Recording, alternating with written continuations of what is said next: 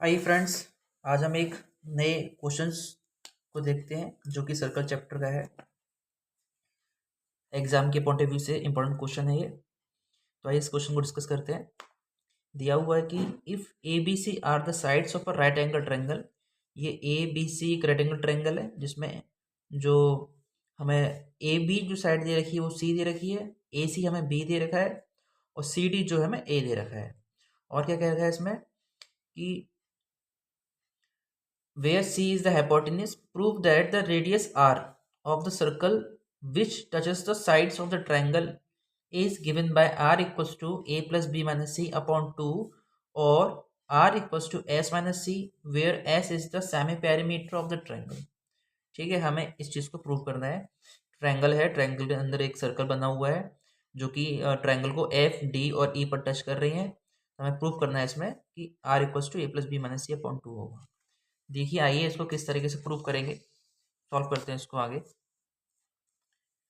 तो हम इसमें लिखेंगे कि इन क्वाड्रिलेटरल, इसे ओ मान लेते हैं, O E C D, O E C D. And हम भी देख रहे हैं कि ये टेंजेंट का काम कर रहा है, ये रेडियस है तो ये 90 डिग्री का होगा। एंड इधर भी ओ आर ओ ई रेडियस है और ए सी टेंजेंट का काम कर रहा है, तो पॉइंट ऑफ कॉन्टैक्ट के हिसाब से ये भी 90 डिग्री का हो जाएगा। ये हमें गिवन है, ए सी भी राइट एंगल ट्रायंगल है तो ये 90 का होगा।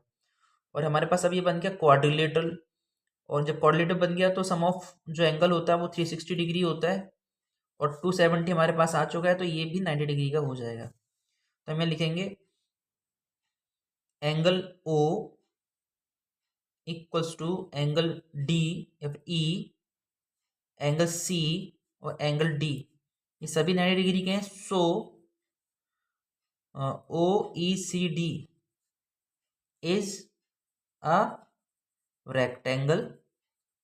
रेक्टेंगल में क्या होता है, जो ओ डी होगा वो इक्वल हो जाएगा ई सी के, यानी ई सी की वैल्यू आर आ जाएगी। एंड जो ओ ई होगा वो इक्वल हो जाएगा ओ डी के, जिसकी वैल्यू आर हो जाएगी। अब आगे देखिए उसको। अब यहाँ से हमें वैल्यू निकालनी है ए ई की।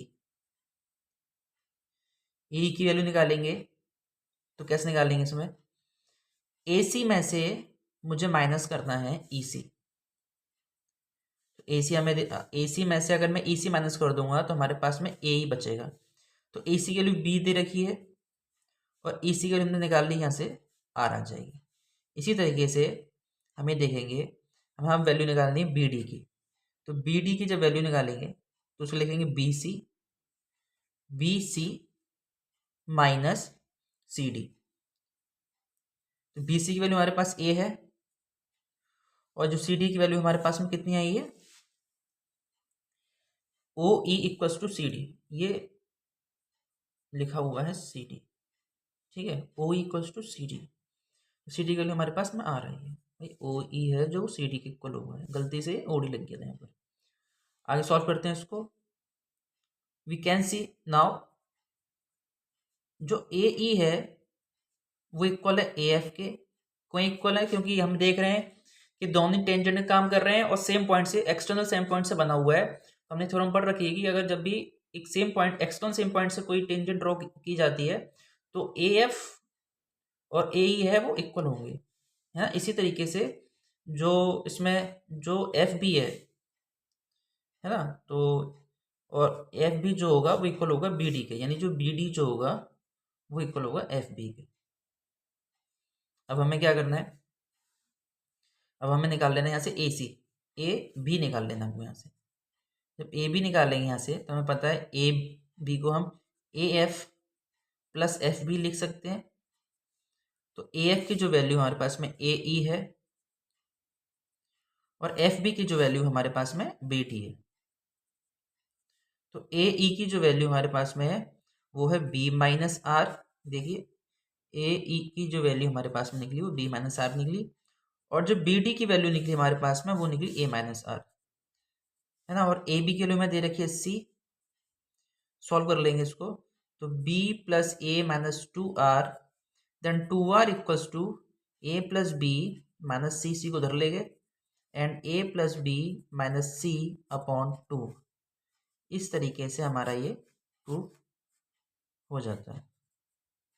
इसको अच्छे से समझिए, क्योंकि एग्जाम के पॉइंट ऑफ व्यू से ये क्वेश्चन बहुत ही ज़्यादा इंपॉर्टेंट है। Thank you.